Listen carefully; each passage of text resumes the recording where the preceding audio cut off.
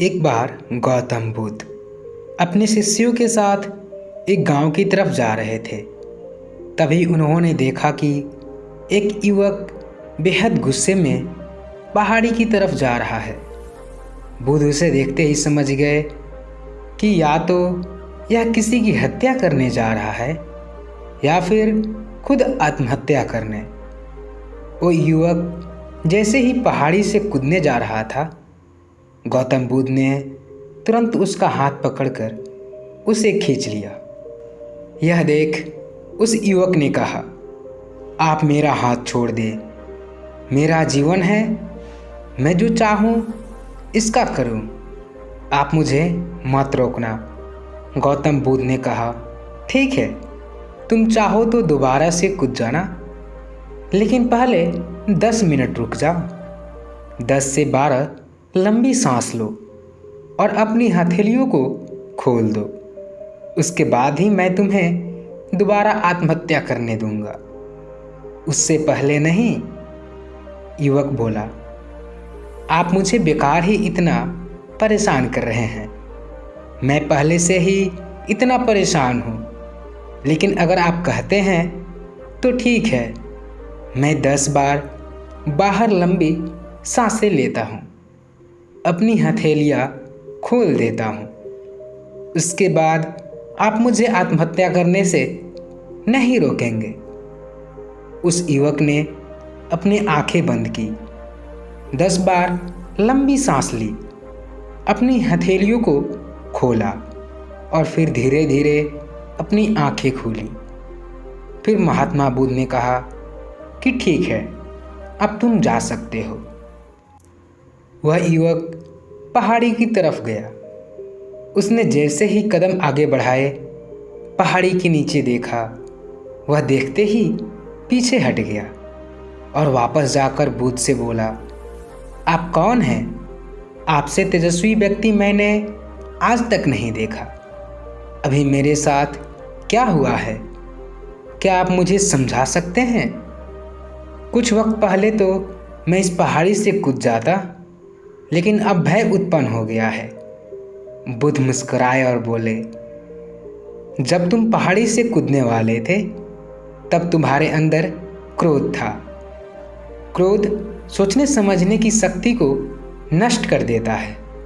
हमारी बुद्धि उस वक्त काम करना बंद कर देती है। उस समय तुम फिर वो करते हो जो तुम्हारा मन कहता है। उस समय तुम क्रोधित, तुम्हारा मन एक जगह नहीं था। उस समय तुम खुद को खत्म कर देना चाहते थे, लेकिन जब तुमने अपनी आंखें बंद करके लंबी सांसें और अपनी हथेलियों को खोला, तब तुम्हारा दिमाग और मन दोनों शांत हो गया और तुम्हारी नकारात्मक ऊर्जा सकारात्मक ऊर्जा में बदल गई, जिसके कारण तुम्हारी बुद्धि को नियंत्रण प्राप्त हुआ और तुम सही निर्णय लेने में सक्षम हो सके। युवक बोला, आप कौन हैं? बुद्ध ने कहा, यह जगत के लोग मुझे बुद्ध कहते हैं। युवक बुद्ध के चरणों में गिर गया और बोला कि हे बुद्ध, आप मुझे अपनी शरण में शामिल कर लें। मैं तो अपने पिता को सबक सिखाना चाहता था, इसलिए आत्महत्या करने जा रहा था। बुद्ध ने कहा कि आत्महत्या करके कोई इस शरीर के साथ कुछ भी नहीं कर सकता। जब तक हमारे पास यह शरीर है, हम कुछ भी कर सकते हैं, लेकिन यदि यह शरीर नहीं होगा तो हम कुछ भी नहीं कर सकते।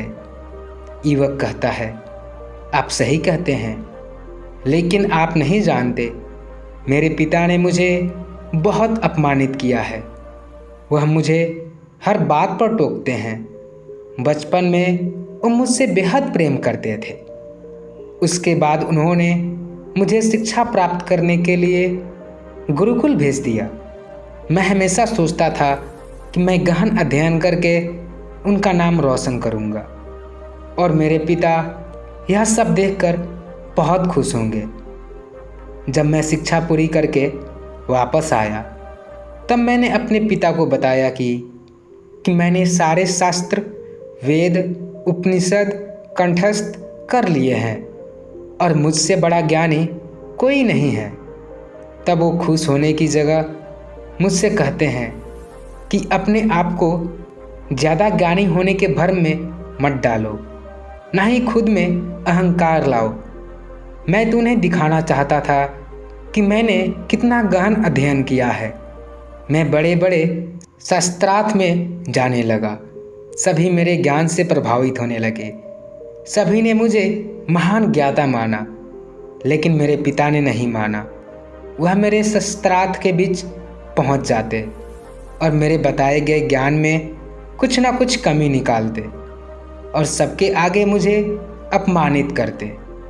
वो मेरे साथ रहने वाले मित्रों को भी अपमानित करते थे, यह कहकर कि वो मेरा जीवन बर्बाद कर देंगे, क्योंकि वो मेरा साथ देते थे, मेरे ज्ञान की प्रशंसा करते थे। मैं समझ नहीं पा रहा था कि वह ऐसा क्यों कर रहे हैं। तब मेरे मित्रों ने मुझसे कहा क्योंकि वो मेरे जितना ज्ञान अर्जित नहीं कर पाए, इसलिए वो मुझसे ईर्ष्या करते हैं। एक दिन मेरी उपाधियों के कारण मेरे मित्रों ने मुझे मदिरापान कराया।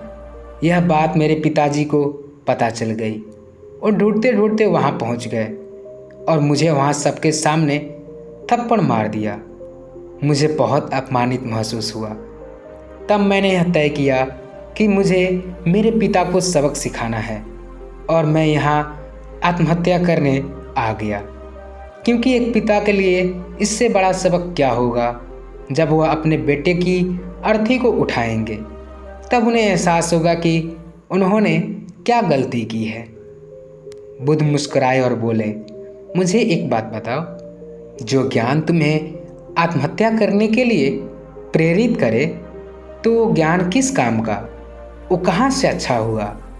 जो तुम्हें एक गलत काम को करने से नहीं रोक पा रहा।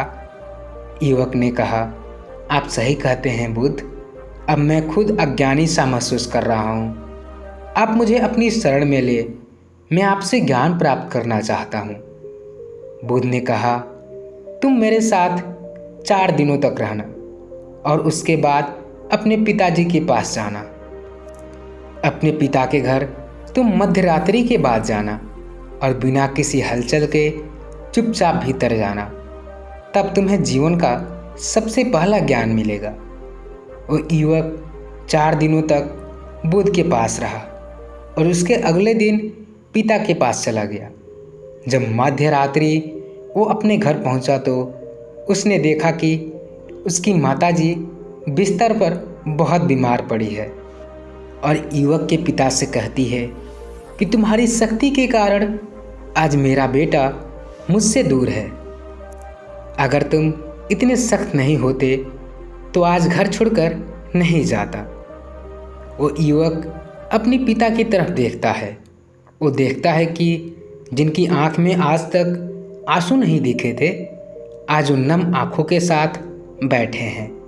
उसके पिता कहते हैं, मैं उसे दुख नहीं देना चाहता था, बस उसके अंदर अहंकार ना आए उसे दूर करता था।